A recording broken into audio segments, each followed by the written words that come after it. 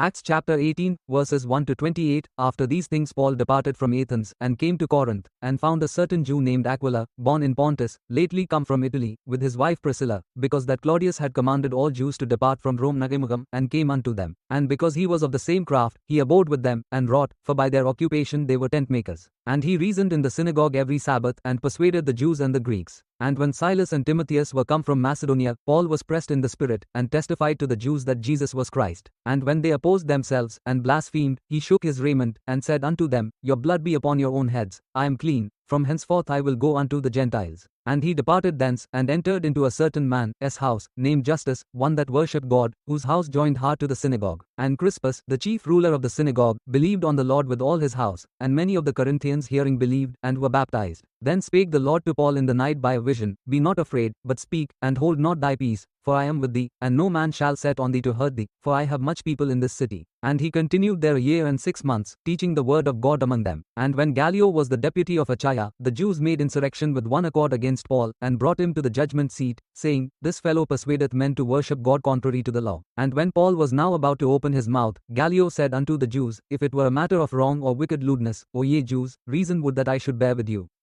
But if it be a question of words and names, and of your law, look ye to it, for I will be no judge of such matters. And he drave them from the judgment seat. Then all the Greeks took Sosthenes, the chief ruler of the synagogue, and beat him before the judgment seat. And Gallio cared for none of those things. And Paul after this tarried there yet a good while, and then took his leave of the brethren, and sailed thence into Syria, and with him Priscilla and Aquila, having shorn his head in Cenchrea, for he had a vow. And he came to Ephesus, and left them there, but he himself entered into the synagogue, and reasoned with the Jews. When they desired him to tarry longer time with them, he consented not, but bade them farewell, saying, I must by all means keep this feast that cometh in Jerusalem, but I will return again unto you, if God will.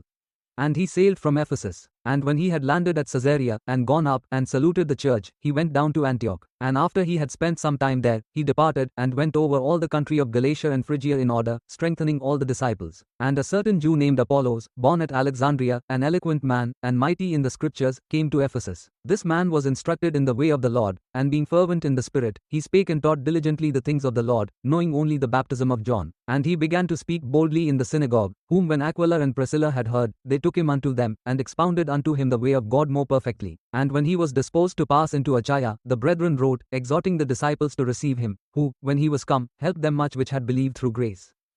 For he mightily convinced the Jews, and that publicly, showing by the scriptures that Jesus was Christ.